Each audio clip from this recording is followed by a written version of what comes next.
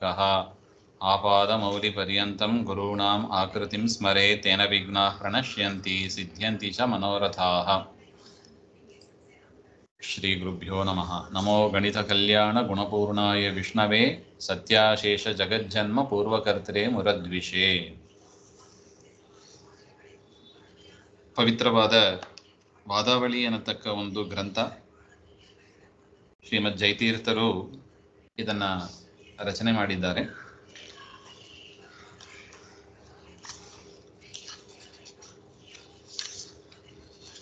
ಇದಕ್ಕೆ ಅನೇಕ ಟಿಪ್ಪಣಿಕಾರರು ಇದ್ದಾರೆ. ರಾಯರು ಭಾವದೀಪ ಅಂತ ಬರೆದಿದ್ದಾರೆ, ಭಾವದೀಪಿಕಾ.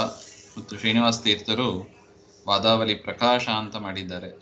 ತಿರುಮಲಾಚಾರ್ಯರ ಮಗನಾದ ಕೃಷ್ಣಾಚಾರ್ಯರು ಅವರು ವಾದಾವಳಿ ಟಿಪ್ಪಣಿ ಅಂತ ಬರೆದಿದ್ದಾರೆ.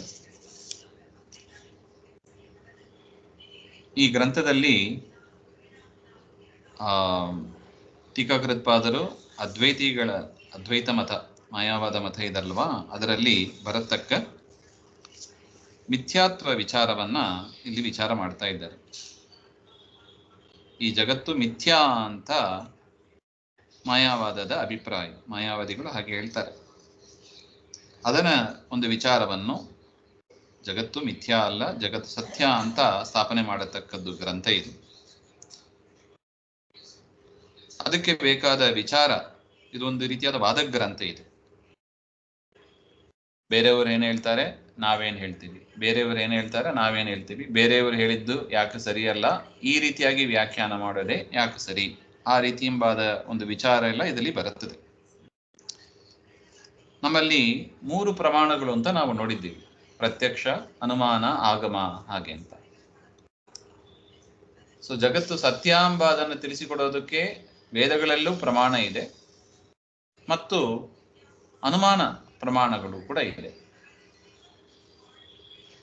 ಸೊ ಇಲ್ಲಿ ಆ ವೇದಗಳ ಅನುಮಾನಗಳ ಪ್ರಯೋಗ ಹೆಚ್ಚು ಇರುತ್ತದೆ.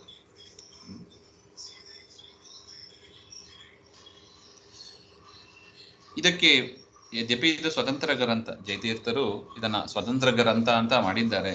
ಆದ್ರೆ ಖಂಡನತ್ರಯ ಒಂದು ಗ್ರಂಥವನ್ನ ಆಚಾರ್ಯರು ಮಾಡಿದ್ದಾರೆ. 3 ಗ್ರಂಥ ಇದೆ: ಮಾಯಾವಾದ ಖಂಡನ, ಪ್ರಪಂಚ ಮಿಥ್ಯಾತ್ವಾನುಮಾನ ಖಂಡನ, ಉಪಾಧಿ ಖಂಡನ, ಹಾಗೆ ಅಂತ ಆಚಾರ್ಯರು ಮಾಡಿರೋದು.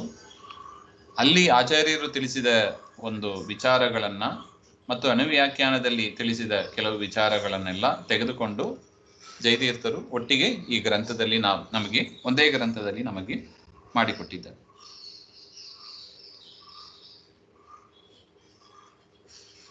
ಇದರ ಒಂದು ಮುಂದುವರೆದ ವಿಚಾರವೇ ನ್ಯಾಯಾಮೃತ. ವ್ಯಾಸರಾಜ ಗುರುಸಾರ್ವಭೌಮರು ನ್ಯಾಯಾಮೃತ ಅಂತ ಏನು ರಚನೆ ಮಾಡಿದ್ದಾರೆ, ಅದಕ್ಕೆ ಸ್ಫೂರ್ತಿಯಾದದ್ದು ಈ ವಾದಾವಳಿ ಗ್ರಂಥ.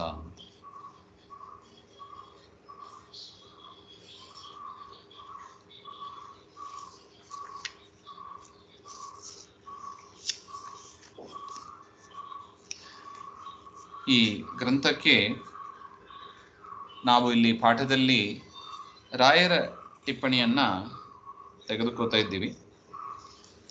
ರಾಯರ ಮಂಗಳಾಚರಣೆ ಶ್ಲೋಕ ಹೀಗಿದೆ: ಅಮಂದಾನಂದ ಸಂದೋಹ ದೇಹಾಯೇಂದೀವರ ತ್ವಿಷೆ ಇಂದಿರಾ ಸ್ಯಾಬ್ಜ ಪೀಯೂಷ ಜುಷೆ ಕಂಸದ್ವಿಷೇ ನಮಃ ಪ್ರಣಮ್ಯ ಶ್ರೀಮದಾನಂದ ತೀರ್ಥಾದಿ ಗುರುಶೇಖರಾನ್ ವಾದಾವಲಿಂ ಯಥಾಬುದ್ಧಿ ವ್ಯಾಖ್ಯಾಸ್ಯಾಮಿ ಸತಾಮುದೇ. ಹಾಗೆ ಅದರ ಅಭಿಪ್ರಾಯ ಹೀಗಿದೆ: ಅಪರಿಮಿತವಾದ ಆನಂದ ಇತ್ಯಾದಿ ಗುಣಗಳು ಉಳ್ಳವನಾದ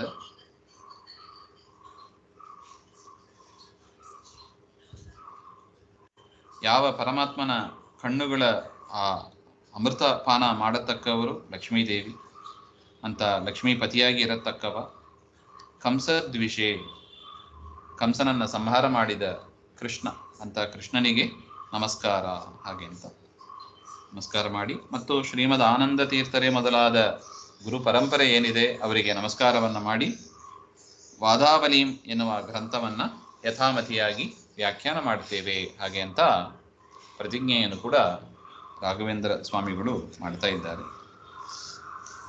ಅದಾದ ಮೇಲೆ ಒಂದು ಅವತಾರಿಕೆಯನ್ನು ಕೊಡ್ತಾ ಇದ್ದಾರೆ ರಾಯರು. ಅಥಾತೋ ಬ್ರಹ್ಮ ಜಿಜ್ಞಾಸೇತಿ ಭಗವತಾ ಸೂತ್ರಕೃತ ಜಿಜ್ಞಾಸಾ ಹೇತುಭೂತಸ್ಯ ಗುಣಪೂರ್ಣತ್ವಸ್ಯ ಸಂಭಾವಕತೆಯ ಜನ್ಮಾದ್ಯಸ್ಯ ಯತಃ ಇತಿ ದ್ವಿತೀಯ ಸೂತ್ರೇಣ ಜಗಜ್ಜನ್ಮಾದಿಕರ್ತೃತ್ವಂ ಲಕ್ಷಣಂ ಅಭಿಹಿತಂ. ಹಾಗೆಂತ ವೇದವ್ಯಾಸರು ಬ್ರಹ್ಮಸೂತ್ರವನ್ನು ರಚನೆ ಮಾಡಿದರು. ಇದು ಆ ಶಾಸ್ತ್ರಕ್ಕೆ ಸಂಬಂಧಪಟ್ಟ ಒಂದು ಗ್ರಂಥ. ಇದು ವಾದಾವಳಿ ಬ್ರಹ್ಮಸೂತ್ರಕ್ಕೆ ಸಂಬಂಧಪಟ್ಟದ್ದು. ಅಂದರೆ ಬ್ರಹ್ಮಸೂತ್ರದಲ್ಲಿ ಬಂದಿರುವ ಒಂದು ವಿಷಯವನ್ನೇ ಇಲ್ಲಿ ತೆಗೆದುಕೊಂಡಿದ್ದಾರೆ. ಬ್ರಹ್ಮಸೂತ್ರದಲ್ಲಿ ಏನ್ ಬಂದಿದೆ? ಮೊದಲನೇ ಸೂತ್ರ ಅಥಾದೋ ಬ್ರಹ್ಮ ಜಿಜ್ಞಾಸ, ಅಂದ್ರೆ ಪರಮಾತ್ಮನ ಕುರಿತಾದ ಜಿಜ್ಞಾಸೆಯನ್ನು ಮಾಡಬೇಕು. ಪರಮಾತ್ಮನ ಕುರಿತಾದ ಶ್ರವಣ ಮನನ ನಿಧಿಧ್ಯಾಸನ ರೂಪವಾದ ಒಂದು ವಿಚಾರವನ್ನು ಮಾಡಬೇಕು. ಹಾಗೆ ಅಂತ ಅದಕ್ಕೆ ಏನು ಕಾರಣ? ಬ್ರಹ್ಮನನ್ನೇ ಯಾಕೆ ಜಿಜ್ಞಾಸೆ ಮಾಡಬೇಕು? ಲೋಕದಲ್ಲಿ ಅನೇಕ ಪದಾರ್ಥಗಳಿದೆ. ಬ್ರಹ್ಮನನ್ನೇ ಯಾಕೆ ಜಿಜ್ಞಾಸ ಮಾಡಬೇಕು? ಅವನು ಗುಣಪೂರ್ಣನಾಗಿದ್ದಾನೆ. ಅದರಿಂದ ಮಿಕ್ಕಿದ್ರಲ್ಲಿ ಏನಿದೆ? ದೋಷಗಳಿದೆ. ಪರಮಾತ್ಮ ಒಬ್ಬನೇ ಗುಣಪೂರ್ಣನಾಗಿದ್ದಾನೆ. ಅದರಿಂದ ಪರಮಾತ್ಮನನ್ನ ಜಿಜ್ಞಾಸ ಮಾಡಬೇಕು. ಪರಮಾತ್ಮನ ಕುರಿತಾದ ವಿಚಾರವನ್ನೇ ಶ್ರವಣ ಮನನ ಧ್ಯಾನ, ಉಳಿದುದನ್ನ ಮಾಡಬಾರದು ಎನ್ನುವ ಒಂದು ವಿಚಾರವನ್ನ ಸೂತ್ರಕಾರರು ತಿಳಿಸಿದ್ದಾರೆ. ಅಷ್ಟಾದ ಮೇಲೆ ಎರಡನೇ ಸೂತ್ರ ಜನ್ಮಾದ್ಯಸ್ಯ ಯತಃ ಇತಿ ದ್ವಿತೀಯ ಸೂತ್ರೇನ ಜಗಜ್ಜನ್ಮಾದಿ ಕರ್ತೃತ್ವಂ ಲಕ್ಷಣಂ ಅಭಿಹಿತ. ಇನ್ನು ಪರಮಾತ್ಮನನ್ನ ತಿಳಿಯಬೇಕು ಅಂದ್ರೆ ಪರಮಾತ್ಮನ ಲಕ್ಷಣ ಏನು ಹಾಗೆ ಅಂತ ಒಂದು ಪ್ರಶ್ನೆ ಬರುತ್ತದೆ. ಅದನ್ನು ತಿಳಿಸಿಕೊಡುವುದಕ್ಕಾಗಿ ಎರಡನೇ ಸೂತ್ರ ಜನ್ಮಾದ್ಯಸ್ಯ ಯತಃ. ಯಾವ ಈ ಕಣ್ಣಿಗೆ ಕಾಣತಕ್ಕ ಜಗತ್ತೇನಿದೆ ಅದಕ್ಕೆ ಸೃಷ್ಟ್ಯಾದಿಗಳನ್ನು ಅಂದರೆ ಸೃಷ್ಟಿ ಸ್ಥಿತಿ ಸಂಹಾರ ಇತ್ಯಾದಿಗಳನ್ನ ಮಾಡತಕ್ಕವನು ಯಾರೋ ಅವನೇ ಬ್ರಹ್ಮ ಎಂದು ತಿಳಿ ಅಂತ ಒಟ್ಟು ಸೂತ್ರದ ಅರ್ಥ. ಆ ಬ್ರಹ್ಮನ ಜಿಜ್ಞಾಸೆಯನ್ನು ಮಾಡಬೇಕು. ಸೊ ಅದರಿಂದ ಪರಮಾತ್ಮ ಗುಣಪೂರ್ಣನಾಗಬೇಕು ಅಂದ್ರೆ ಗುಣಪೂರ್ಣ ಆಗಿದ್ದಾನೆ ಅಂತ ಹೆಂಗೆ ಗೊತ್ತಾಗ್ತದೆ ನಮಗೆ? ಜಗತ್ ಸೃಷ್ಟಿ ಮಾಡಿದ್ರಿಂದಲೇ ಗೊತ್ತಾಗ್ತದೆ. ಜಗತ್ ಸೃಷ್ಟಿ ಮಾಡಿದ್ರಿಂದಲೇ ಪರಮಾತ್ಮ ಗುಣಪೂರ್ಣನಾಗಿದ್ದಾನೆ ಹಾಗೆ ಅಂತ ವಿಚಾರ ಗೊತ್ತಾಗ್ತದೆ. ಯಾಕೆ? ಜಗತ್ತಿನಲ್ಲಿ ಅನೇಕ ಜೀವರಾಶಿಗಳು ಇದ್ದಾರೆ.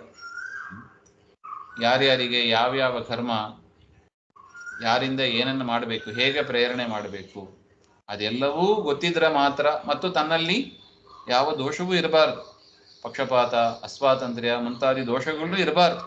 ಹಾಗಿದ್ರೆ ಮಾತ್ರ ಪಕ್ಷಪಾತ ಇಲ್ಲದೆ ಸರಿಯಾದ ರೀತಿಯಲ್ಲಿ ಜಗತ್ತನ್ನ ಸೃಷ್ಟ್ಯಾದಿಗಳು ಜಗತ್ತಿನ ವ್ಯಾಪಾರ ಮಾಡಲಿಕ್ಕೆ ಸಾಧ್ಯವಾಗ್ತದೆ. ಸೊ ಅದರಿಂದ ಪರಮಾತ್ಮ ಗುಣಪೂರ್ಣನಾಗಿದ್ದಾನೆ, ಜಗತ್ತಿಗೆ ಸೃಷ್ಟ್ಯಾದಿಗಳನ್ನ ಮಾಡಿದ್ರಿಂದಲೇ ಹಾಗೆ ಅಂತ ಲಕ್ಷಣವನ್ನು ಎರಡನೇ ಹೇಳಿದ್ದಾರೆ. ತಚ್ಚ ಜಗತ್ಸತ್ಯತಾಮಂತರೇಣ ವಾಸ್ತವಂ ನ ಭವತಿ. ಆ ಪರಮಾತ್ಮ ಸೃಷ್ಟಿ ಮಾಡಿದ ಜಗತ್ತು ಸತ್ಯವಾಗಿದ್ರೆ ಮಾತ್ರ ಏನು ಹೇಳಲಿಕ್ಕಾಗ್ತದೆ? ಪರಮಾತ್ಮ ಗುಣಪೂರ್ಣ ಅಂತ ಹೇಳಲಿಕ್ಕಾಗ್ತದೆ. ಈಗ ಸುಳ್ಳಾದ ಒಂದು ಜಗತ್ತನ್ನ ಸೃಷ್ಟಿ ಮಾಡಿ ಇಂಥ ಜಗತ್ತನ್ನ ದೇವರು ಸೃಷ್ಟಿ ಮಾಡಿದ್ದಾನೆ ಹಾಗಂತ ಹೇಳಿದ್ರೆ ದೇವರಲ್ಲಿ ಏನ್ ಗೌರವ ಬರುತ್ತದೆ? ಮ್ಯಾಜಿಷಿಯನ್ ಮಾಡ್ತಾನೆ, 10 ಸಲ ಕೈ ತಿರುಗಿಸ್ತಾನೆ, ಒಂದು 10 ರೂಪಾಯಿ ತೋರಿಸ್ತಾನೆ, ಮ್ಯಾಜಿಕ್ ಮಾಡಿದಂಗ ಇದು. ವಾಸ್ತವಿಕವಾಗಿ ಪರಮಾತ್ಮ ಜಗತ್ತನ್ನ ಸತ್ಯಭೂತವಾದ, ಈ ಜಗತ್ತು ಸತ್ಯಭೂತವಾದದ್ದು, ಅಂತ ಜಗತ್ತನ್ನ ಮಿಥ್ಯಾ ಅಂತ ಕೆಲವರು ಹೇಳ್ತಾ ಇದ್ದಾರೆ. ಅದರಿಂದ ಜಗತ್ ಸತ್ಯತ್ವ ಸಿದ್ಧ ಆಗದೆ ಬ್ರಹ್ಮನ ಲಕ್ಷಣವನ್ನು ಸರಿಯಾಗಿ ತಿಳಿಲಿಕ್ಕೆ ಬರೋದಿಲ್ಲ. ಜನ್ಮಾದ್ಯಸ್ಯ ಯತಃ, ಈ ಜಗತ್ತಿಗೆ ಸೃಷ್ಟ್ಯಾದಿಗಳನ್ನು ಕೊಡ್ತಾನೆ ಹಾಗೆಂದ್ರೆ ಆ ಜಗತ್ತು ಏನಾಗಿರ್ಬೇಕು? ಸತ್ಯಭೂತವಾದ ಜಗತ್ತಿದ್ರೆ ಮಾತ್ರ ಪರಮಾತ್ಮನ ಲಕ್ಷಣವನ್ನ, ಗುಣಪೂರ್ಣತ್ವ, ದೋಷದೂರತ್ವ ಅದು ಸ್ಪಷ್ಟ ಆಗ್ಲಿಕ್ಕೆ ಸಾಧ್ಯ. ಇನ್ನು ಸಾಚ ನ ಪರೋದೀರಿತ ಜಗನ್ಮಿಥ್ಯಾತ್ವ ಪ್ರಮಾಣಾನ ಆಭಾಸತಾ ವ್ಯುತ್ಪಾದನೇನ ವಿನಾ ಉಪಪದ್ಯತೆ. ಈ ಒಟ್ಟು ಈ ಜಗತ್ತು ಸತ್ಯವೋ ಸುಳ್ಳು ಎಂಬುದು ವಿಚಾರ. ಜಗತ್ತು ಸತ್ಯವಾಗಿದ್ದರೆ ಆಯ್ತು, ಪರಮಾತ್ಮ ಗುಣಪೂರ್ಣನಾಗಿದ್ದಾನೆ, ಜಗದ ಸೃಷ್ಟಿಯಾದಿಗಳನ್ನು ಮಾಡಿದವನು ಅವನೇ, ಗುಣಪೂರ್ಣನಾಗಿದ್ದಾನೆ ಅಂತ ಬ್ರಹ್ಮನನ್ನ ಜಿಜ್ಞಾಸ ಮಾಡಬೇಕು, ಶ್ರವಣ ಮನನ ಧ್ಯಾನ ಮಾಡಬೇಕು ಅಂತ ಕನ್ಕ್ಲೂಡ್ ಮಾಡಬಹುದು. ಆದರೆ ಈ ಜಗತ್ತೇ ಮಿಥ್ಯಾ ಅಂತ ಹಾಕಿಬಿಟ್ರೆ ದೇವರ ಉಪಾಸನೆ ಬೇಕಾಗಿಲ್ಲ. ಯಾಕೆ? ದೇವರನ್ನು ತಿಳಿಸಿಕೊಡುವುದೇ ಜಗತ್ತೇ ಇಲ್ಲ ಅಂತ, ಸುಳ್ಳು ಅಂತ ಆದಮೇಲೆ ನೀ ಯಾರನ್ನು ಉಪಾಸನೆ ಮಾಡಬೇಕು ಎಂಬ ಒಂದು ಪ್ರಶ್ನೆ ಬರುತ್ತೆ. ಸೊ ಅದರಿಂದ ಜಗತ್ತು ಮಿಥ್ಯಾ ಅಂತ ಹೇಳುವ ವಿಚಾರವನ್ನ ಅನಿವಾರ್ಯವಾಗಿ ಏನ್ ಮಾಡಬೇಕಾಗಿದೆ? ನಿರಾಕರಣೆ ಮಾಡಬೇಕಾಗಿದೆ. ಆದರೆ ಪರರು ಏನ್ ಹೇಳ್ತಾರೆ? ಜಗತ್ತು ಮಿಥ್ಯಾ ಅಂತ ಹೇಳ್ತಾರೆ, ಅದಕ್ಕೆ ಪ್ರಮಾಣಗಳನ್ನು ಕೂಡ ಕೊಡ್ತಾ ಇದ್ದಾರೆ. ಅವರು ಕೂಡ ಏನೋ ವಿಚಾರ ಇಲ್ಲದೆ ಮಾತಾಡ್ತಾರೆ ಅಂತ ತಿಳಿಬಾರ್ದು. ಪರರು ಅಂದ್ರೆ ಮಾಯಾವಾದಿಗಳು ಕೂಡ ಜಗತ್ತು ಮಿಥ್ಯಾ ಅಂತ ತಿಳಿಸಿಕೊಡುವುದಕ್ಕೆ ಪ್ರಮಾಣಗಳನ್ನು ಕೊಡ್ತಾರೆ. ನಾವು ನೋಡಿದ್ದೀವಿ ಹಿಂದೆ, ಪ್ರಮಾಣಗಳು 3 ರೀತಿಯಾಗಿದೆ: ಪ್ರತ್ಯಕ್ಷ, ಅನುಮಾನ, ಆಗಮ. ಹಾಗೆ ಅಂತ ಅವರು ಕೂಡ ಪ್ರಮಾಣಗಳನ್ನು ಕೊಟ್ಟು ಜಗತ್ತು ಮಿಥ್ಯಾ ಅಂತ ಸ್ಥಾಪನೆ ಮಾಡ್ತಾ ಇದ್ದಾರೆ. ಈಗ ನಮಗೆ ಸಂಶಯ ಬರುತ್ತದೆ, ಜಗತ್ತು ವಾಸ್ತವಿಕವಾಗಿ ಸತ್ಯನೋ ಸುಳ್ಳು? ಹಾಗೆ. ಸೊ ಅದರಿಂದ ಈ ಜಗತ್ ಮಿಥ್ಯಾ ಅಂತ ಏನೋ ಅವರು ಪ್ರಮಾಣ ಕೊಟ್ಟಿದ್ದಾರೆ, ಅದು ಸರಿಯಾದ ಪ್ರಮಾಣ ಅಲ್ಲ. ಆ ಪ್ರಮಾಣಗಳಲ್ಲಿ ದೋಷ ಇದೆ. ಮೇಲ್ನೋಟಕ್ಕೆ ಪ್ರಮಾಣ ಅಂತ ತೋರ್ತಾ ಇದೆ, ವಾಸ್ತವಿಕವಾಗಿ ಅದು ಪ್ರಮಾಣ ಇಲ್ಲ ಅಂತ ಅದನ್ನು ನಿರಾಕರಣೆ ಮಾಡಿದರೆ ಮಾತ್ರ ಜಗತ್ತು ಸತ್ಯ ಎನ್ನುವುದು ಸ್ಥಾಪನೆ ಆಗ್ತದೆ. ತನ್ಮೂಲಕ ಬ್ರಹ್ಮ ಜಿಜ್ಞಾಸ ಮಾಡಬಹುದು ಅಂತ ಒಟ್ಟು ಉಪಾಸನೆ ಮಾಡ್ಲಿಕ್ಕೆ ಆಗ್ತದೆ. ಸೊ ಅದರಿಂದ ತದರ್ಥಂ ಪರರು ಹೇಳುವ ಜಗತ್ ಮಿಥ್ಯಾತ್ವವನ್ನ ನಿರಾಕರಣೆ ಮಾಡೋದು ಅನಿವಾರ್ಯ ಆಗಿದೆ. ಅದಕ್ಕಾಗಿ ಇದಂ ಪ್ರಕರಣಂ ಆರಭಮಾಣಃ ಭಗವಾನ್ ಜಯತೀರ್ಥಾಚಾರ್ಯ ವರ್ಯ. ಅದಕ್ಕಾಗಿ ಅಂದ್ರೆ ಜಗತ್ತು ಮಿಥ್ಯಾ ಅಂತ ಏನು ಪರರು ಹೇಳ್ತಾರೆ ಅದರ ನಿರಾಕರಣೆಗಾಗಿ ಈ ಪ್ರಕರಣವನ್ನ ಆರಂಭ ಮಾಡಿದ್ದಾರೆ ಶ್ರೀಮದ್ ಟೀಕಾಕೃತ್ಪಾದರು. ಪ್ರಕರಣ ಅಂದ್ರೆ ಶಾಸ್ತ್ರದ ಒಂದು ಅಂಶವನ್ನ ಮಾತ್ರ ತೆಗೆದು ವಿಚಾರ ಮಾಡೋದು. ಸೊ ಪ್ರಕೃತ ಇದು ಯಾವ ಶಾಸ್ತ್ರಕ್ಕೆ ಸಂಬಂಧಪಟ್ಟದ್ದು? ಬ್ರಹ್ಮಸೂತ್ರಕ್ಕೆ, ಮೀಮಾಂಸಾ ಶಾಸ್ತ್ರಕ್ಕೆ ಸಂಬಂಧಪಟ್ಟದ್ದು, ಉತ್ತರ ಮೀಮಾಂಸಾ ಶಾಸ್ತ್ರಕ್ಕೆ ಸಂಬಂಧಪಟ್ಟದ್ದು. ಸೊ ಅದರ ಒಂದು ಅಂಶ ನಾವು ನೋಡಿದ್ದೀವಿ. 1ನೇ ಸೂತ್ರ, 2ನೇ ಸೂತ್ರ. 2ನೇ ಸೂತ್ರದಲ್ಲಿ ಜನ್ಮಾದ್ಯಸ್ಯ ಅತಃ ಅಂತ ಹೇಳಿದ್ದಾರೆ. ಸೊ ಆ ಸೂತ್ರದ ಒಂದು ವಿಚಾರವನ್ನೇ ಪರಮಾತ್ಮ ಸೃಷ್ಟಿಯಾದಿಗಳನ್ನು ಮಾಡಬೇಕಂದ್ರೆ ಜಗತ್ತು ಸತ್ಯನೇ ಆಗಿರ್ಬೇಕು, ಸುಳ್ಳಾಗಿದ್ರೆ ಗುಣಪೂರ್ಣತ್ವ ಇತ್ಯಾದಿಗಳು ಕೂಡೋದಿಲ್ಲ ಹಾಗೆ ಅಂತ. ಸೊ ಅದರಿಂದ ಈ ಪ್ರಕರಣ ಗ್ರಂಥವನ್ನು ಪ್ರಾರಂಭ ಮಾಡ್ತಾ ಇದ್ದೆ. ಪ್ರಕರಣ ಗ್ರಂಥ ಅಂದ್ರೆ ಶಾಸ್ತ್ರದ ಒಂದು ಅಂಶವನ್ನ ಮಾತ್ರ ತೆಗೆದು ವಿಚಾರ ಮಾಡೋದು ಅಂತ. ಇಲ್ಲಿ ಪ್ರಕೃತ ಜಗತ್ತು ಸತ್ಯವೋ ಸುಳ್ಳೋ ಎನ್ನುವ ಒಂದು ಅಂಶವನ್ನ ತೆಗೆದು ನಾವು ವಿಚಾರ ಮಾಡ್ತಾ ಇದ್ದೀವಿ. ಅದನ್ನ ಟೀಕಾಕೃತ್ಪಾದರು ನಮಗೆ ಮಾಡಿಕೊಟ್ಟಿದ್ದಾರೆ. ಆ ಪ್ರಕರಣ ಗ್ರಂಥವನ್ನ ಆರಂಭ ಮಾಡಬೇಕು ಅಂತ ಆದರೆ ಮೊದಲು ಏನ್ ಮಾಡಬೇಕು? ಮಂಗಳಾಚರಣವನ್ನು ಮಾಡಬೇಕು. ಅಭಿಗೀತ ಶಿಷ್ಟಾಚಾರ ಪರಂಪರಾ ಪ್ರಾಪ್ತಂ ಪ್ರಾರಿಪ್ಸಿತ ಪರಿಸಮಾಪ್ತ್ಯಾದಿ ಪ್ರಯೋಜನಕಂ.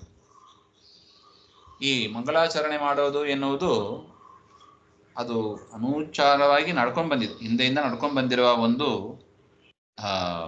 ಪದ್ಧತಿ. ಅದು ಗ್ರಂಥ ಬರೀಬೇಕು ಅಂದ್ರೆ ಆರಂಭದಲ್ಲಿ ಮಂಗಳವನ್ನು ಮಾಡಬೇಕು. ಮತ್ತು ದೊಡ್ಡವರ ಸಮ್ಮತಿ ಇರುವುದರಿಂದ ಅದಕ್ಕೆ ನಾವು ಏನೇ ಕಾರ್ಯ ಮಾಡುವಾಗಲೂ ಕೂಡ ಏನಿರಬೇಕು? ದೊಡ್ಡವರ ಸಮ್ಮತಿ ಇರಬೇಕು. ದೊಡ್ಡವರಿಗೆ ಸಮ್ಮತಿ ಇಲ್ಲ ಹಂಗಂದ್ರೆ ಆ ಕಾರ್ಯವನ್ನು ನಾವು ಮಾಡಲಿಕ್ಕೆ ಹೋಗಬಾರ್ದು, ತೊಡಕಿದೆ, ತೊಂದರೆ ಇದೆ ಅಂತ ಅರ್ಥ. ಸೊ ಈ ಮಂಗಳಾಚರಣೆ ಎನ್ನುವುದು ಇಂದಿನವರು ಮಾಡ್ಕೊಂಡು ಬಂದಿದ್ದಾರೆ ಗುರುಗಳು. ಅದರಿಂದ ಟೀಕಾಕೃತ್ಪಾದರು ಮಾಡ್ತಾರೆ. ಅದರ ಪ್ರಯೋಜನ ಏನು ಹಾಗೆಂದ್ರೆ ತಾವೇನು ಪ್ರಾರಂಭ ಮಾಡ್ತಾ ಇದ್ದಾರೆ ಅದು ಪರಿಸಮಾಪ್ತಿ ಆಗಬೇಕು ಮತ್ತು ಪ್ರಚಾರಕ್ಕೆ ಬರಬೇಕು, ಪ್ರಸಿದ್ಧಿ ಆಗಬೇಕು ಎನ್ನುವ ಉದ್ದೇಶದಿಂದ ಈ ಒಂದು ಪ್ರಕರಣವನ್ನು ಮಾಡ್ತಾ ಅದ ಆದಿಯಲ್ಲಿ ಮಂಗಳಾಚರಣವನ್ನು ಕೂಡ ಮಾಡ್ತಾ ಇದ್ದಾರೆ. ಸೂತ್ರದ್ವಯೋಕ್ತ ಗುಣವಿಶಿಷ್ಟ ಭಗವನ್ ಅತಿರೂಪಂ. ಮಂಗಳಾಚರಣೆಯಲ್ಲಿ ಯಾರನ್ನ ನಮಸ್ಕಾರ ಮಾಡಬೇಕು? ಸೂತ್ರದ್ವಯದಲ್ಲಿ ಹೇಳಿದ್ದಾರಲ್ವ, ಬ್ರಹ್ಮಸೂತ್ರದಲ್ಲಿ ವಿಷ್ಣುವಿನ ವಿಚಾರವನ್ನು ಹೇಳ್ತಾ ಇದ್ದಾರೆ, ಬ್ರಹ್ಮನ ವಿಚಾರವನ್ನು ಹೇಳಿದ್ದಾರೆ. ಬ್ರಹ್ಮ ಅಂದ್ರೆ ವಿಷ್ಣು ಅಂತ ಅರ್ಥ. ಆ 2 ಸೂತ್ರದಲ್ಲಿ ಹೇಳಿದ ಗುಣವಿಶಿಷ್ಟನಾದ ಭಗವಂತನ ನಮಸ್ಕಾರ ರೂಪವಾದ ಮಂಗಳಾಚರಣೆಯನ್ನು ಪ್ರಾರಂಭದಲ್ಲಿ ಮಾಡ್ತಾ ಇದ್ದಾರೆ. ನಮ ಇತಿ ಅಂತ ರಾಯರು ಇಷ್ಟು ಅವತಾರಿಕೆಯನ್ನು ಕೊಟ್ಟು ಹೇಳ್ತಾ ಇದ್ದಾರೆ. ನಮೋ ಅಗಣಿತ ಕಲ್ಯಾಣ ಗುಣಪೂರ್ಣಾಯ ವಿಷ್ಣವೇ ಸತ್ಯಾಶೇಷ ಜಗಜ್ಜನ್ಮ ಪೂರ್ವಕರ್ತ್ರೆ ಮುರದ್ವಿಷೆ. ಹಾಗೆ ಇಲ್ಲಿ ಈ ಶ್ಲೋಕದ ವಿವರವನ್ನ ರಾಯರು ತಿಳಿಸ್ತಾರೆ. ಸ್ಥೂಲವಾಗಿ ನೋಡುವುದಾದರೆ ವಿಷ್ಣುವಿಗೆ ನಮಸ್ಕಾರ. ಎಂಥ ವಿಷ್ಣುವಿಗೆ? ಅಗಣಿತ, ಲೆಕ್ಕ ಮಾಡಲಿಕ್ಕಾಗದಷ್ಟು ಮಂಗಳ ಕಲ್ಯಾಣ ಗುಣ, ಮಂಗಳಕರವಾದ ಗುಣಗಳಿಂದ ತುಂಬಿದ ಪೂರ್ಣನಾದ ಪರಮಾತ್ಮನಿಗೆ, ವಿಷ್ಣವೇ ಎಲ್ಲ ಕಡೆ ವ್ಯಾಪ್ತನಾದ ಪರಮಾತ್ಮನಿಗೆ, ಮತ್ತು ಸತ್ಯಾಶೇಷ ಜಗಜ್ಜನ್ಮ ಪೂರ್ವಕರ್ತ್ರೆ, ಸತ್ಯಭೂತವಾದ ಇಡೀ ಜಗತ್ತಿನ ಸೃಷ್ಟ್ಯಾದಿಗಳನ್ನ ಮಾಡತಕ್ಕವರಾದ ಮುರದ್ವಿಷೆ. ಮುರ ಅಂತ ಒಂದು ಅಸುರ, ಅವನ ಅವನನ್ನು ಸಂಹಾರ ಮಾಡಿದವ ಪರಮಾತ್ಮ, ಕೃಷ್ಣ ಪರಮಾತ್ಮ. ಕೃಷ್ಣಾವತಾರದಲ್ಲಿ ದೇವರು ಸಂಹಾರ ಮಾಡಿದ್ದು. ನರಕಾಸುರನ ಮಂತ್ರಿ ಮುರ ಅಂತ, ಅವನನ್ನು ಸಂಹಾರ ಮಾಡಿದವ. ಹಾಗೆ ಅಂತ ಪರಮಾತ್ಮನಿಗೆ ನಮಃ, ನಮಸ್ಕಾರ ಅಂತ ಒಟ್ಟು ಅಭಿಪ್ರಾಯ. ಇದಕ್ಕೆ ರಾಯರು ನಮಗೆ ತಿಳಿಸಿಕೊಡ್ತಾ ಇದ್ದಾರೆ. ಮುರದ್ವಿಷೆ ವಿಷ್ಣವೇ ನಮಃ ಇತಿ ಅನ್ವಯ. ಹೇಗೆ ಅನ್ವಯ? ಮುರದ್ವಿಷೆ, ಮುರನ ವೈರಿಯಾದ ವಿಷ್ಣುವಿಗೆ ನಮಸ್ಕಾರ, ಹಾಗೆ ಅಂತ. ಇಲ್ಲಿ ಚತುರ್ಥಿ ಯಾಕೆ ಬಂದಿದೆ? ಮುರದ್ವಿಷೆ ಅಂತ ಚತುರ್ಥಿ, ವಿಷ್ಣವೇ ಅಂತ ಚತುರ್ಥಿ ವಿಭಕ್ತಿ. ಚತುರ್ಥಿ ವಿಭಕ್ತಿ ಯಾಕೆ ಬಂತು ಅಂತ ಒಂದು ವ್ಯಾಕರಣ ವಿಶೇಷ. ಅಲ್ಲಲ್ಲಿ ರಾಯರು ವ್ಯಾಕರಣ ಅಂಶವನ್ನು ಕೂಡ ನಮಗೆ ತಿಳಿಸಿಕೊಡ್ತಾ ಇದ್ದಾರೆ. ಅದನ್ನ ಯಥಾಮತಿ ಯಥಾಶಕ್ತಿ ನೋಡೋಣ. ನಮಸ್ವಸ್ತಿ ಸ್ವಾಹೇತ್ಯಾದಿನ ಚತುರ್ಥಿ ಅಂತ ಒಂದು ವ್ಯಾಕರಣ ನಿಯಮ ಇದೆ. ನಮಸ್ಕಾರ ಮಾಡುವಾಗ ಸ್ವಸ್ತಿ ಅಂತ ಹೇಳುವಾಗ ಮತ್ತು ಸ್ವಾಹಾಕಾರ ಮಾಡುವಾಗ. ಈಗ ನೋಡಿ, ರಾಮಾಯ ನಮಃ, ನಮಃ ಅಂತ ಇರೋದರಿಂದ ಅಲ್ಲಿ ಯಾವ ವಿಭಕ್ತಿ ಬರಬೇಕು? ಚತುರ್ಥಿನೇ ಬರಬೇಕು. ರಾಮಾಯ ನಮಃ, ಕೃಷ್ಣಾಯ ನಮಃ, ಶಿವಾಯ ನಮಃ, ಗುರವೇ ನಮಃ, ಇದೆಲ್ಲ ಚತುರ್ಥಿ ವಿಭಕ್ತಿ. ಮತ್ತು ಸ್ವಸ್ತಿ ಹೇಳುವಾಗ ಸ್ವಸ್ತಿ ವಾಚನ ಮಾಡ್ತೀವಿ. ರಾಮಾಯ ಸ್ವಸ್ತಿ, ಅಲ್ಲೂ ಕೂಡ ಚತುರ್ಥಿನೇ ಬರಬೇಕು. ರಾಮನಿಗೆ ಮಂಗಳ ಆಗಲಿ, ರಾಮಾಯ ಸ್ವಸ್ತಿ ಒಟ್ಟು. ಮತ್ತು ಸ್ವಾಹಾಕಾರ ಹೇಳುವಾಗ ಹೋಮದಲ್ಲಿ ಹೇಳ್ತೀವಿ ನೋಡಿ, ಶ್ರೀ ಲಕ್ಷ್ಮೀನಾರಾಯಣ ಸ್ವಾಹ ಹಾಗೆಂತೆಲ್ಲ ಹೇಳ್ತೀವಲ್ವಾ. ಆ ರೀತಿಯಾಗಿ ಸ್ವಾಹಾಕಾರ ಹೇಳುವಾಗಲೂ ಕೂಡ ನಾವು ಚತುರ್ಥಿ ವಿಭಕ್ತಿಯನ್ನೇ ಬಳಸಬೇಕು ಅಂತ ನಿಯಮ ಇರೋದರಿಂದ ಇಲ್ಲಿ ಪ್ರಕೃತ ನಮಸ್ಕಾರವನ್ನ ಮಾಡ್ತಾ ಇದ್ದಾರೆ. ಅದರಿಂದ ಚತುರ್ಥಿ ವಿಭಕ್ತಿ ಸೂಟ್ ಆಗ್ತದೆ ಅಂತ ಒಟ್ಟು. ಇನ್ನು ಅಗಣಿತೈಹಿ ಅಂದ್ರೆ ಕೇನಾಪಿ ಅಸಂಖ್ಯಾತೈಹಿ, ಯಾರಿಂದಲೂ ಕೂಡ ಲೆಕ್ಕ ಮಾಡ್ಲಿಕ್ಕಾಗದೇ ಇರುವಷ್ಟು ಅಂತ. ಗಣಿತ ಅಂದ್ರೆ ಲೆಕ್ಕ ಮಾಡ್ಲಿಕ್ಕೆ ಬರೋದು, ಅಗಣಿತ ಲೆಕ್ಕ ಮಾಡ್ಲಿಕ್ಕೆ ಬರದೇ ಇರತಕ್ಕ ಕಲ್ಯಾಣ ಗುಣೈಹಿ ಅಂದ್ರೆ ಜ್ಞಾನಾನಂದ ಬಲೈಶ್ವರ್ಯಾದಿಭಿ ಪೂರ್ಣಾಯ, ಜ್ಞಾನ, ಆನಂದ, ಬಲ, ಐಶ್ವರ್ಯ ಇವೇ ಮೊದಲಾದ ಗುಣಗಳಿಂದ ಪೂರ್ಣನಾದ ವಿಷ್ಣುವಾಚಕ ಬ್ರಹ್ಮಶಬ್ದಾರ್ಥ ಕಥಿತ. ಇಲ್ಲಿ ವಿಷ್ಣು ಶಬ್ದ ಯಾರನ್ನ ಹೇಳ್ತದೆ? ಬ್ರಹ್ಮನನ್ನ ಹೇಳ್ತದೆ. ಹೇಗೆ ಸೂತ್ರದಲ್ಲಿ ಬ್ರಹ್ಮ ಜಿಜ್ಞಾಸ ಕರ್ತವ್ಯ ಅಂತ ಹೇಳಿದಾಗ ಅಲ್ಲಿ ಆಚಾರ್ಯರ ಭಾಷ್ಯ ನೋಡಿದ್ರೆ ಸ್ಪಷ್ಟ ಆಗ್ತದೆ ನಮಗೆ. ಬ್ರಹ್ಮಶಬ್ದ ವಿಷ್ಣುವನ್ನೇ ಹೇಳುತ್ತದೆ ಅಂತ ಅನೇಕ ಪ್ರಮಾಣಗಳನ್ನು ಆಚಾರ್ಯರು ಕೊಟ್ಟಿದ್ದಾರೆ. ಸೊ ಬ್ರಹ್ಮಶಬ್ದ ವಾಚ್ಯನಾದ ಆ ವಿಷ್ಣುವನ್ನು ಅಂತ ಅರ್ಥ. ವಿಷ್ಣುವಿಗಾಗಿ ನಮಸ್ಕಾರ. ಇಲ್ಲಿ ಪೂರ್ಣಾಯ ಅಂತ ಇದೆ. ಆ ಪೂರ್ಣವನ್ನ ಕಲ್ಯಾಣ ಗುಣ ಅಂತ ಹಿಂದೆ ಏನು ಹೇಳಿದ್ರು ಅದು ಎಲ್ಲದರಲ್ಲೂ ಕಲ್ಯಾಣ ಗುಣಗಳು ಅಂದ್ರೆ ಅನೇಕ ಗುಣಗಳು, ಲೆಕ್ಕ ಮಾಡ್ಲಿಕ್ಕಾಗದಿರುವಷ್ಟು ಅನಂತ ಗುಣಗಳು. ಆ ಒಂದೊಂದು ಗುಣಗಳು ಏನಾಗಿದೆ? ಪೂರ್ಣವಾಗಿದೆ ಅಂತ. ಅಗಣಿತವಾಗಿದೆ, ಪೂರ್ಣವಾಗಿದೆ. ಪೂರ್ಣಾಯ ಪೂರ್ಣಪದೇನ ಚ ಪ್ರತ್ಯೇಕಂ ಗುಣಾನಾಂ ನಿರವಧಿಕತ್ವಂ. ಪ್ರತ್ಯೇಕವಾಗಿಯೂ ಕೂಡ ಅವನ ಗುಣಗಳು ಎಷ್ಟು? ಅಸಂಖ್ಯವಾದದ್ದು, ಅಗಣಿತ. ಒಂದೊಂದು ಗುಣಗಳು ಎಷ್ಟಿದೆ? ಪೂರ್ಣವಾಗಿದೆ. ಈ ರೀತಿಯಾಗಿ ಪೂರ್ಣವನ್ನ ಪ್ರತಿಯೊಂದು ಗುಣದಲ್ಲೂ ನಾವು ಹಚ್ಚಿಕೊಂಡು ನಿರವಧಿಕತ್ವವನ್ನು ಹೇಳಬೇಕು ಅಂತ. ಇನ್ನು ವಿಷ್ಣವೇ ಸತ್ಯಾಶೇಷ ಅಂತ ಇದೆ. ಸತ್ವಾದೀನಾಂ ಶ್ರುತ್ಯಾದೌ ಗುಣತ್ವೇನ ಪ್ರಸಿದ್ಧೇಹೇ ದುಃಖದ್ವೇಷಾದೀನಾಂ ಮತಾಂತರೆ ಗುಣತ್ವೇನ ಪರಿಗಣನಾಚ ತದ್ಯುದಾಸಾಯ ಕಲ್ಯಾಣ ಇತಿ ವಿಶೇಷಣಂ. ಇಲ್ಲಿ ಕಲ್ಯಾಣ ಅಂತ ಯಾಕೆ ಆಗಬೇಕಾಗಿತ್ತು? ದಲಕೃತ್ಯ ಮಾಡ್ತಾ ಇದ್ದಾರೆ. ಕಲ್ಯಾಣ ಅಂತ ಯಾಕೆ ಆಗಬೇಕು? ಅಗಣಿತ ಗುಣಪೂರ್ಣಾಯ ಅಂತ ಹೇಳಬಹುದಾಯಿತು. ಕಲ್ಯಾಣ ಪದವನ್ನು ಯಾಕೆ ಹಾಕಿದರು ಅಂತ ರಾಯರು ಸ್ವಾರಸ್ಯವನ್ನ ಹೇಳ್ತಾ ಇದ್ದಾರೆ.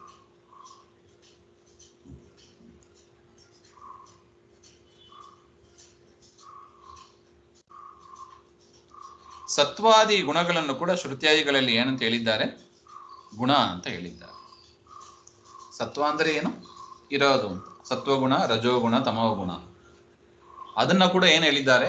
ಗುಣ ಅಂತ ಹೇಳಿದ್ದಾರೆ. ಆ ಗುಣ ಇಲ್ಲಿ ತಗೋಬೇಕು. ಪರಮಾತ್ಮನಲ್ಲಿ ಕೂಡ ಸತ್ವಗುಣ, ರಜೋಗುಣ, ತಮೋಗುಣ ಇದೆಯೋ? ಇಲ್ಲ.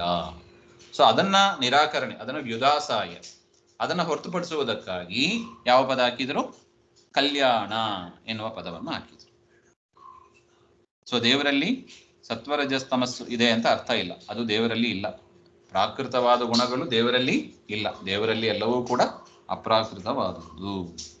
ಸೊ ಅದರಿಂದ ವೇದಾದಿಗಳಲ್ಲಿ ಗುಣಶಬ್ದಕ್ಕೆ ಸತ್ವಾದಿಗಳು ಅಂತನೂ ಅರ್ಥ ಇದೆ. ಅದನ್ನ ಹೊರತುಪಡಿಸುವುದಕ್ಕಾಗಿ ಕಲ್ಯಾಣ ಎನ್ನುವ ಪದವನ್ನ ಹಾಕಿದ್ರು. ಕಲ್ಯಾಣ ಗುಣ ಅಂದ್ರೆ ದೇವರ ಸ್ವಾಭಾವಿಕವಾದ ಅಪ್ರಾಕೃತವಾದ ಜ್ಞಾನಾನಂದಮಯಾದಿ ಗುಣಗಳು ಅಂತ ಅರ್ಥ.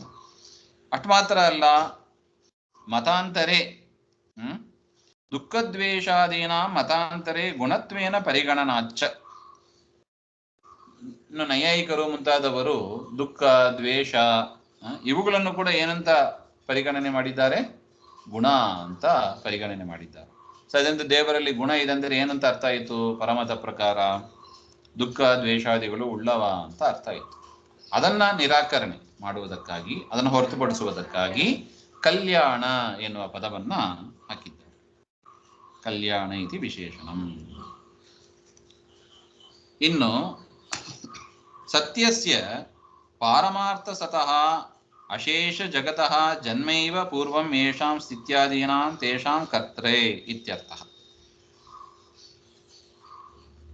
ಸತ್ಯಸ್ಯ ಅಂದರೆ ಪಾರಮಾರ್ಥ ಸತಃ, ಪಾರಮಾರ್ಥಿಕ ಸತ್ಯವಾದ ಅಶೇಷ ಜಗತಃ, ಇಡೀ ಜಗತ್ತಿಗೆ, ಅಂದರೆ ಜಗತ್ತಿನಲ್ಲಿ ಏನೇನಿದೆಯೋ ಅದು ಎಲ್ಲದಕ್ಕೂ ಕೂಡ ಸೃಷ್ಟ್ಯಾದಿಗಳನ್ನು ಜನ್ಮೈವ ಪೂರ್ವಂ ಯೇಷಾಂ, ಜನ್ಮ ಮೊದಲಾದವುಗಳು ಅಂದರೆ ಮೊದಲಾದವುಗಳು ಅಂದರೆ ಇಲ್ಲಿ ಸ್ಥಿತಿ ಅಂದರೆ ರಕ್ಷಣೆ, ಲಯ ಇತ್ಯಾದಿಗಳನ್ನು, ನಿಯಮನ, ಜ್ಞಾನ, ಜ್ಞಾನ, ಬಂಧ, ಮೋಕ್ಷ ಎಲ್ಲವನ್ನು ಕೂಡ ಇಟ್ಕೋಬೇಕು, ಎಲ್ಲವನ್ನು ಕೂಡ ಕೊಡತಕ್ಕವು ಇಡೀ ಜಗತ್ತಿಗೆ. ಅದರಲ್ಲಿ ಕೂಡ ವ್ಯತ್ಯಾಸ ಇದೆ. ಪರಮಾತ್ಮ ಒಟ್ಟು 8 ಹೇಳಿದಂಗೆ ಆಯಿತು. ಸೃಷ್ಟಿ, ಸ್ಥಿತಿ, ಸಂಹಾರ, ನಿಯಮನ, ಜ್ಞಾನ, ಅಜ್ಞಾನ, ಬಂಧ, ಮೋಕ್ಷ ಅಂತ 8 ಇದೆ. ಈ 8 ಎಲ್ಲರಿಗೂ ಕೊಡ್ತಾನೋ? ಇಲ್ಲ. ಜೀವರಿಗೆ ಈ 8 ಕೊಡ್ತಾನೆ. ಜೀವರಿಗೆ ಸೃಷ್ಟಿ, ಸ್ಥಿತಿ, ಸಂಹಾರ, ನಿಯಮನ, ಜ್ಞಾನ, ಅಜ್ಞಾನ, ಬಂಧ, ಮೋಕ್ಷ ಎಲ್ಲವನ್ನು ಕೊಡುವ, ಈ 8 ಕೊಡುವವ ದೇವರು. ಸರಿ, ಎಲ್ಲದಕ್ಕೂ ಜಡ ಪದಾರ್ಥಗಳಿಗೂ ಕೂಡ 8 ಕೊಡ್ತಾನೋ ಹಾಗೆ ಅಂತ ಹೇಳಿದ್ರೆ ಇಲ್ಲ. ಜಡದಲ್ಲಿ ಏನು ಕೊಡೋದಿಲ್ಲ? ಜ್ಞಾನ, ಅಜ್ಞಾನ, ಬಂಧ, ಮೋಕ್ಷಾದಿಗಳು ಕೊಡೋದಿಲ್ಲ. ಮತ್ತೇನು ಕೊಡುತ್ತದೆ? 4 ಗುಣ ಕೊಡುತ್ತದೆ. ಸೃಷ್ಟಿ, ಸ್ಥಿತಿ, ಸಂಹಾರ, ನಿಯಮನ. ಆ 4 ಗುಣಗಳನ್ನು ಮಾತ್ರ ಇಟ್ಕೋಬೇಕು ಅಂತ ಒಟ್ಟು ದೇವರು ಎಲ್ಲರಿಗೂ ಏನು ಕೊಡ್ತಾನೆ? ಸೃಷ್ಟಿಯಾದಿಗಳನ್ನು ಕೊಡ್ತಾನೆ. ಹಾಗೆಂದ್ರೆ ಈ ಅರ್ಥ. ಅಂತ ಜಗತ್ತನ್ನ ಮಾಡಿದವನೇ ಕರ್ತ್ರೆ ಅಂತ ಅರ್ಥ. ಅಂತ ಪರಮಾತ್ಮನಿಗೆ ನಮಸ್ಕಾರ. ಇದ್ರ ಮೇಲೆ ಒಂದು ಪ್ರಶ್ನೆ. ನಾನು ಜಗತಃ ಮಿಥ್ಯಾತ್ವಾತ್ ಕಥಂ ತಸ್ಯ ಜನ್ಮಾದಿ ಇತ್ಯತಃ ಉಕ್ತ. ಅದ್ವೈತಿಗಳು ಹೇಳುವ ಪ್ರಕಾರ, ಮಾಯಾವಾದಿಗಳು ಹೇಳುವ ಪ್ರಕಾರ ಜಗತ್ತು ಏನಾಗಿದೆ? ಮಿಥ್ಯಾಭೂತವಾಗಿದೆ. ಮಿಥ್ಯಾಭೂತವಾಗಿ ಇರುವಾಗ ಅಂತಹ ಜಗತ್ತಿಗೆ ಜನ್ಮಾದಿಗಳು ಏನ್ ಕೂಡುತ್ತದೆ ಹಾಗೆ ಅಂತ ಪ್ರಶ್ನೆ. ಉತ್ತರವನ್ನು ಕೊಡ್ತಾ ಇದ್ದಾರೆ. ಸತ್ಯೇತಿ, ಜಗತ್ತೇನಲ್ಲ, ಮಿಥ್ಯಾ ಅಲ್ಲ, ಜಗತ್ತು ಸತ್ಯ. ತಚ್ಚ ಸಾಧಯಿಷ್ಯತೆ ಇತಿ ಭಾವ. ಆ ಜಗತ್ತು ಸತ್ಯ ಎನ್ನುವುದನ್ನ ಮುಂದೆ ನಾವು ಸಾಧನೆ ಮಾಡಿ ತೋರಿಸ್ತೀವಿ. ಜಗತ್ತು ಮಿಥ್ಯಾ ಅಲ್ಲ, ಜಗತ್ತು ಸತ್ಯ. ಸತ್ಯಭೂತವಾದ ಜಗತ್ತಿಗೆ ಸೃಷ್ಟಿಯಾದಿಗಳನ್ನು ಕೊಡುತ್ತಾನೆ ಅಂತ ಮುಂದೆ ಸಾಧನೆ ಮಾಡ್ತೀವಿ. ವಿ ವಿಲ್ ಎಸ್ಟಾಬ್ಲಿಷ್ ಅಂತ ಅರ್ಥ. ಏತೇನ ಅಸ್ಯ ಗ್ರಂಥಸ್ಯ ಸೂತ್ರದ್ವಯೋಕ್ತ ಅರ್ಥ ಸಮರ್ಥನಾರ್ಥತ್ವೇನ ತದೇಕದೇಶತ್ವಾತ್ ತದ್ವಿಷಯತ್ವಾದಿನೈವ ಪ್ರೇಕ್ಷಾವತ್ ಪ್ರವೃತ್ತ್ಯಂಗಂ ವಿಷಯಾದಿಮತ್ವಂ ಸಿದ್ಧಂ ಇತಿ ಸೂಚಿತಂ ಭವತಿ. ಈ ರೀತಿಯಾಗಿ ಅದರ ಅರ್ಥ ಮಾಡಿದ್ದರಿಂದ ಈ ಗ್ರಂಥಕ್ಕೆ ಸೂತ್ರದ್ವಯೋಕ್ತ ಅರ್ಥ ಸಮರ್ಥನಾರ್ಥತ್ವೇನ, ಬ್ರಹ್ಮಸೂತ್ರದಲ್ಲಿ ಹೇಳಿದ ಮೊದಲು 2 ಸೂತ್ರ, ಅದಕ್ಕೆ ಆಚಾರ್ಯರು ತಿಳಿಸಿದ ಅರ್ಥ ಅದು ಸರಿಯಾಗಿದೆ ಹಾಗೆ ಅಂತ ಸಮರ್ಥನೆ ಮಾಡಲಿಕ್ಕೆ ಹೊರಟಿರುವ ಗ್ರಂಥ ಪಾದಾವಳಿ ಗ್ರಂಥ. ಸೊ ಈ ಗ್ರಂಥಕ್ಕೂ ಬ್ರಹ್ಮಸೂತ್ರದ ಮೊದಲು 2 ಸೂತ್ರಕ್ಕೂ ಸಂಬಂಧ ಇದೆ. ಸೊ ಅದರಿಂದ ಆ ಬ್ರಹ್ಮಸೂತ್ರದ ಮೀಮಾಂಸಾ ಶಾಸ್ತ್ರದ ಒಂದು ಅಂಶವನ್ನು ಮಾತ್ರ ಇಲ್ಲಿ ವಿಚಾರ ಮಾಡುವುದರಿಂದ ನಾವೇನ್ ತಿಳಿಬೇಕು? ವಿಷಯಾದಿಗಳನ್ನು ತಿಳಿಬೇಕು. ಪ್ರೇಕ್ಷಾವತ್ ಪ್ರವೃತ್ತಿಯಂಗಂ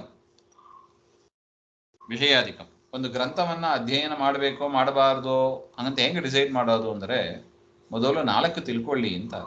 ಯಾವುದು? ಅನುಬಂಧ ಚತುಷ್ಟಯ ಅಂತ ಕರೀತಾರೆ. ಅದು ಪುರುಷಾರ್ಥ, ಧರ್ಮಾರ್ಥ ಕಾಮ ಮೋಕ್ಷ ಪುರುಷಾರ್ಥ. ಅನುಬಂಧ ಚತುಷ್ಟಯ ಅಂದ್ರೆ ವಿಷಯ, ಅಧಿಕಾರಿ, ಪ್ರಯೋಜನ, ಸಂಬಂಧ. ಸೊ ಪ್ರಕೃತ ಈ ಪಾದಾವಳಿ ಗ್ರಂಥಕ್ಕೆ ವಿಷಯ ಏನು ಹಾಗೆಂದ್ರೆ, ಬ್ರಹ್ಮಸೂತ್ರದ ಅಂಶವಾಗಿ ಏನ್ ತೆಗೆದುಕೊಂಡಿದ್ದಾರೆ ಅದೇ ವಿಷಯ. ಜಗತ್ ಸತ್ಯವೋ ಸುಳ್ಳು ಅಂತ ಅಲ್ಲಿ ಬೇಕಾಗ್ತದೆ, ಬ್ರಹ್ಮಸೂತ್ರ 2ನೇ ಸೂತ್ರಕ್ಕೆ ಬೇಕಾಗ್ತದೆ. ಸೊ ಬ್ರಹ್ಮಸೂತ್ರಕ್ಕೆ ಏನು ವಿಷಯನೋ ಅದೇ ವಿಷಯ ಇಲ್ಲಿ, ಅದರ ಒಂದು ಅಂಶವನ್ನು ಮಾತ್ರ ಇಲ್ಲಿ ತೆಗೆದುಕೊಂಡಿದ್ದಾರೆ. ಇನ್ನು ಅಧಿಕಾರಿ, ಪ್ರಯೋಜನ, ಸಂಬಂಧ, ಬ್ರಹ್ಮಸೂತ್ರಕ್ಕೆ ಹೇಗೆ ನಾವು ತಿಳಿತೀವೋ ಅದನ್ನೇ ಇಲ್ಲೂ ತಿಳಿಯಬೇಕು. ಯಾರು ಮೋಕ್ಷವನ್ನು ಬಯಸ್ತಾರೋ ಅವರೇ ಅಧಿಕಾರಿಗಳು. ಪ್ರಯೋಜನ ಏನು? ಮೋಕ್ಷವೇ ಇದರ ಫಲ ಹಾಗೆ. ಮತ್ತು ಸಂಬಂಧ ಜ್ಞೇಯ, ಜ್ಞಾತೃಜ್ಞೇಯ ಭಾವ ಈ ಗ್ರಂಥ ತಿಳಿಸಿಕೊಡುತ್ತದೆ. ಅಧಿಕಾರಿಯಾದವರು ಜ್ಞಾತೃ ತಿಳಿಯುವವರು ಆಗಿದ್ದಾರೆ, ಜ್ಞಾತೃಜ್ಞೇಯ ಭಾವ ಸಂಬಂಧ. ಈ ರೀತಿಯಾಗಿ ನಾವು ಸಂಬಂಧಗಳನ್ನೆಲ್ಲ ತಿಳ್ಕೋಬೇಕು. ಒಟ್ಟು ಬ್ರಹ್ಮಸೂತ್ರಕ್ಕೆ ಏನು ವಿಷಯಾದಿಗಳು ಇದೆಯೋ ಪಾದಾವಳಿ ಗ್ರಂಥಕ್ಕೂ ಕೂಡ ಅದೇ ವಿಷಯಾದಿಗಳನ್ನು ಇಟ್ಟುಕೋಬೇಕು ಎಂಬುದು ಸ್ಪಷ್ಟವಾಗ್ತದೆ. ಸತ್ಯಾಶೇಷ ಜಗಜ್ಜನ್ಮ ಪೂರ್ವಕರ್ತೃ ಎನ್ನುವ ಪದದಿಂದ ನಮಗೆ ಇದು ಕಾಣ್ತಾ ಇದೆ. ಜಯತೀರ್ಥರು ಡೈರೆಕ್ಟ್ ಆಗಿ ಹೇಳಿಲ್ಲ ವಿಷಯಾದಿಗಳು ಏನು ಅಂತ, ಆದರೆ ರಾಯರು ಅದನ್ನ ತೆಗೆದು ನಮಗೆ ತಿಳಿಸಿಕೊಡ್ತಾ ಇದ್ದಾರೆ. ಬ್ರಹ್ಮಸೂತ್ರಕ್ಕೆ ಯಾವುದು ಅನುಬಂಧ ಚತುಷ್ಟಯವೋ ವಾದಾವಳಿಗೂ ಕೂಡ ಅದೇ ಅನುಬಂಧ ಚತುಷ್ಟಯ. ಅಂದ್ರೆ ವಿಷಯ, ಅಧಿಕಾರಿ, ಸಂಬಂಧ, ಪ್ರಯೋಜನ ಸಂಬಂಧ ಹಾಗೆ ತಿಳ್ಕೊ. ಇದ್ರ ಮೇಲೆ ಒಂದು ಪ್ರಶ್ನೆ. ನಾನು ಜಗಜ್ಜನ್ಮಪೂರ್ವಕರ್ತ್ರೇ ಇತ್ಯತ್ರ ಕಥಂ ಜನ್ಮಪೂರ್ವಾಣಾಂ ಕರ್ತ ಇತಿ ಷಷ್ಠಿ ಸಮಾಸಃ. ಜಗಜ್ಜನ್ಮಪೂರ್ವಕರ್ತ್ರೇ ಅಂತ ನೀವು ಹೇಳಿದ್ರಿ, ಅದರಲ್ಲಿ ಯಾವ ಸಮಾಸ ಇದೆ? ಷಷ್ಠಿ ತತ್ಪುರುಷ ಸಮಾಸ ಇದೆ. ವ್ಯಾಕರಣ ರೀತಿಯ ಸ್ವಲ್ಪ ವಿಚಾರವನ್ನು ಮಾಡ್ತಾ ಇದ್ದಾರೆ. ಜಗಜ್ಜನ್ಮ ಪೂರ್ವಕರ್ತ್ರೇ ಅಂದ್ರೆ ಜಗಜ್ಜನ್ಮ ಪೂರ್ವಾಣಾಂ ಕರ್ತ ಅಂತ ಅರ್ಥ. ಜಗಜ್ಜನ್ಮ ಪೂರ್ವಾಣಾಂ ಕರ್ತ, ಪೂರ್ವಾಣಾಂ ಅಂತ ಷಷ್ಠಿ ಇದೆ. ರಾಮಸ್ಯ ಪುಸ್ತಕಂ, ರಾಮ ಪುಸ್ತಕಂ ಇದ್ದಾಗೆ ಬಂತು. ಅದರಿಂದ ಷಷ್ಠಿ ಸಮಾಸ ಇದೆ. ಅದೇನ್ ಕೂಡ್ತದೆ ಹಾಗೆಂದ್ರೆ ಪೂರ್ವ ಪಕ್ಷ ಪ್ರಕಾರ ಅದು ಕೂಡೋದ್ರಿ. ಯಾಕೆ? ಕರ್ತೃ ಶಬ್ದಸ್ಯ ಅಲ್ಲಿ ಕರ್ತ್ರೇ ಅಂತ ಯಾವ ಶಬ್ದ ಇದೆ? ಚತುರ್ಥಿ ವಿಭಕ್ತಿ ಅದು. ಕರ್ತ್ರೇ ಪ್ರಾತಿಪದಿಕ ಯಾವುದು? ಕರ್ತೃ ಶಬ್ದ. ಕರ್ತ, ಕರ್ತಾರೌ, ಕರ್ತಾರಹ ಅಂತ ಶಬ್ದ ನಡೀತದೆ. ಚತುರ್ಥಿ ವಿಭಕ್ತಿ ಕರ್ತೃ. ಸೊ ಒಟ್ಟು ಕರ್ತೃ ಶಬ್ದ ಅದು. ಈ ಕರ್ತೃ ಶಬ್ದಕ್ಕೆ ತ್ರಿಜಂತ ಅಥವಾ ತೃಣ್ಣಂತ 2 ಬಂದಾಗ ಕರ್ತ್ರೇ. ಕೃಧಾತು ಜೊತೆಗೆ ತ್ರಿಚ್ ಮತ್ತು ತೃಣ್ ಪ್ರತ್ಯಯಗಳು ಬಂದು ಕರ್ತ್ರೇ, ಕರ್ತ ಅಂತ, ಕರ್ತೃ ಅಂತ ಆಗ್ತದೆ. ಕರ್ತೃ ಶಬ್ದ ಫಾರ್ಮ್ ಆಗೋದೇ ಹಾಗೆ. ಆ ತ್ರಿಜಂತವಾಗಿದ್ದ ಪಕ್ಷದಲ್ಲಿ ತ್ರಿಜಕಾಭ್ಯಾಂ ಕರ್ತರಿ ಹಾಗೆಂಬ ಒಂದು ವ್ಯಾಕರಣ ಸೂತ್ರದ ನಿಯಮದ ಪ್ರಕಾರ ಷಷ್ಠಿ ಸಮಾಸ ನಿಷೇಧ. ತ್ರಿಚ್ ಅಂತ ಪ್ರತ್ಯಯ ಇಟ್ಟುಕೊಂಡ್ರೆ ಆ ತ್ರಿಚಕಾಭ್ಯಾಂ ಕರ್ತರಿ ಎನ್ನುವ ಸೂತ್ರದ ಪ್ರಕಾರ ಷಷ್ಠಿ ಸಮಾಸವನ್ನು ನಿಷೇಧ ಮಾಡ್ತಾ ಇದ್ದಾರೆ. ಸರಿ, ಬೇಡ ತೃಣ್ ಅಂತ ಹೇಳೋಣ, ತೃಣ್ ಪ್ರತ್ಯಯ ಅಂತ ಹೇಳೋಣ. ತೃಣ್ ಅಂತ್ಯತ್ವೇಚ ನ ಲೋಕಾವ್ಯಯ ನಿಷ್ಠಾಖಲರ್ಥ ತೃಣಾಂ ಇತಿ ಷಷ್ಟ್ಯಾ ಏವ ನಿಷೇಧಾತ್. ಅಲ್ಲೂ ಕೂಡ ತೃಣ್ ಪ್ರತ್ಯಯಕ್ಕೂ ಕೂಡ ಷಷ್ಠಿ ವಿಭಕ್ತಿ ಬರೋದಿಲ್ಲ, ನಿಷೇಧ ಮಾಡಿದ್ದಾರೆ. ಸೊ ತೃಚ್ ಪ್ರತ್ಯಯಕ್ಕೂ ಬರೋದಿಲ್ಲ, ತೃಣ್ ಪ್ರತ್ಯಯಕ್ಕೂ ಬರೋದಿಲ್ಲ. ಅದರ ಕರ್ತೃ ಅಂತ ಕರ್ತೃ ಶಬ್ದವನ್ನ ನೀವು ಬಳಸಿದ್ದೀರಾ. ಹಾಗಿರುವಾಗ ಷಷ್ಠಿ ಕೂಡೋದಿಲ್ಲ. ಸೊ ಈ ಎರಡು ಸೇರಿ ಹೇಗೆ ನೀವು ಷಷ್ಠಿ ತತ್ಪುರುಷ ಮಾಡಿದಿರಿ ಹಾಗೆ ಅಂತ ಪ್ರಶ್ನೆ. ಇದು ಆಕ್ಷೇಪ, ವ್ಯಾಕರಣ ರೀತಿಯ ಒಂದು ಆಕ್ಷೇಪ ಈ ವಾದಾವಳಿ ಗ್ರಂಥದ ಮೇಲೆ. ಷಷ್ಠ್ಯ ಏವ ನಿಷೇಧಾದಿತಿ ಚೇತ್ ಇತ್ತಂ, ಅದೇನ್ ಕೊಡುತ್ತದೆ ಅಂತ ರಾಯರು ನಮಗೆ ತಿಳಿಸ್ತಾ ಇದ್ದಾರೆ. ತ್ರಿಜಂತತ್ವೇ ಯಾಜಕಾದಿದ್ವೇನ ವಾ ಶೇಷಷಷ್ಠೀತ್ವೇನ ವಾ ಷಷ್ಠಿ ಸಮಾಸ. ತ್ರಿಜಂತ ತೆಗೆದುಕೊಂಡ ಪಕ್ಷದಲ್ಲಿ ಯಾಜಕಾದಿ ಅಂತ ಒಂದು ಸೂತ್ರದ ನಿಯಮಗಳು ಇದೆ, ಅದರ ಪ್ರಕಾರ, ಅಥವಾ ಷಷ್ಠಿ ಶೇಷೆ ಅಂತ ಒಂದು ಸೂತ್ರ ಇದೆ, ಶೇಷ ಷಷ್ಠಿತ್ವೇನ, ಆ ಸೂತ್ರದ ನಿಯಮದ ಪ್ರಕಾರವೂ ಕೂಡ ನಾವೇನ್ ತೆಗೆದುಕೊಳ್ಳಿಕ್ಕೆ ಬರ್ತದೆ, ಷಷ್ಠಿ ಸಮಾಸ ತೆಗೆದುಕೊಳ್ಳಿಕ್ಕೆ ಬರುತ್ತದೆ. ನಿಷೇಧವನ್ನ ಹೇಳಬೇಕಾಗಿಲ್ಲ, ಆ ನಿಯಮ ಇಲ್ಲಿ ಅಪ್ಲೈ ಆಗೋದಿಲ್ಲ ಅಂತ ಒಟ್ಟು. ಇನ್ನು ತೃಣ್ಣಂತತ್ವೇಚ, ತೃಣ್ಣಂತ್ವೇ ಅಂತ ತೃಣ್ ಪ್ರತ್ಯಯ ಅಂತ ತೆಗೆದುಕೊಂಡಾಗಲೂ ಕೂಡ ಶ್ರಿತಾದಿಷು ಗಮಿಗಮ್ಯಾದೀನ ಉಪಸಂಖ್ಯಾನಾಂ ಅಂತ ಒಂದು, ಅಲ್ಲೂ ಕೂಡ ವ್ಯಾಕರಣ ನಿಯಮ ಒಂದಿದೆ.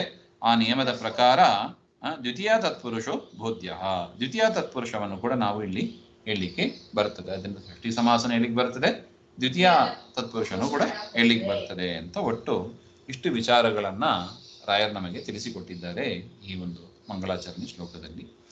ಒಂದನೇ ವಿಚಾರ ಮತ್ತೆ ನೋಡೋಣ. ಶ್ರೀಮಧ್ವಾಂತರ್ಗತ ಶ್ರೀಕೃಷ್ಣ ಅರ್ಪಣಮಸ್ತು. ಶ್ರೀ ಹರೇ ನಮಃ.